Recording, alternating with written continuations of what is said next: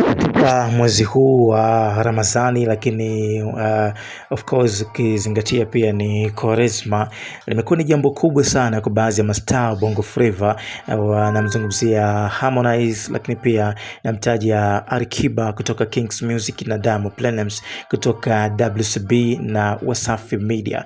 Ni moja kati ya wasanii kwa sasa ambao wanafanya vizuri kwenye game ya Bongo Flava, kwa maana ya kwamba wako kwenye ile top kwenye ufanyaji wa muziki na kuweza kufanya vizuri. So katika mwezi huu wa Ramadhani, kuanzia siku ya Valentine, tulianza kuona jinsi gani ambavyo wasanii wameanza kujitoa kwa namna moja au nyingine. Tulianza kumuona Diamond Platnumz akizunguka mitaani kwa ajili ya kuweza kuwasaidia watu mbalimbali katika misaada ambayo wamekuwa wanahitaji, ikiwa ni mwezi mtukufu wa Ramadhani. So hivyo watu wameamua kuchange na kubadilika kabisa, japokuwa kuna watu baadhi wameanza kuleta taharuki kwenye mitandao wakiunganisha matukio haya ni kama vile kuleta kama kutoa kafara hivi, kwa sababu tunatambua kwamba sekeseke imekuwa kubwa sana.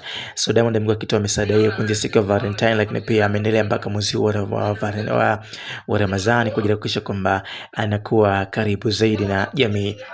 Kwa upande wake Alikiba amesema kwenye page yake Instagram kwamba kwa yeyote ambaye alimkosea au aliongea neno baya kwake, basi yeye anaomba aweze kumsamehe ili mwezi huu mtukufu wa Ramadhani uweze kuwa mwezi bora zaidi kwa upande wake, na mwezi ambao unakuwa hauna makando kando. Na Alikiba kutoka Kings Music anazungumza hivyo. Ikumbukwe Alikiba amemwongeza msanii anaitwa Mutima Wangu kwenye game ya Bongo Flava kupitia Kings Music. So moja kati ya kitu kikubwa pia ambacho ameamua kukiongeza Tanzania.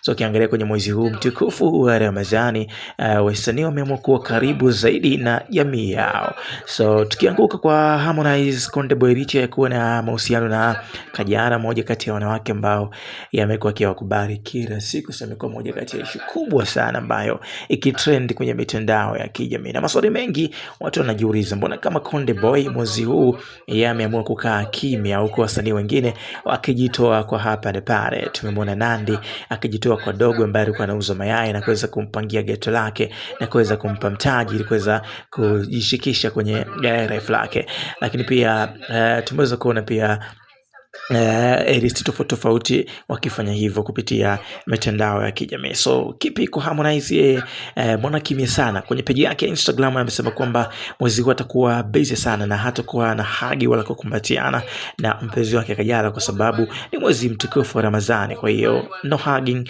no vitu mbalimbali ambavyo amevisema Konde Boy. Mtazamo wako ni upi? Usipite bila kusubscribe.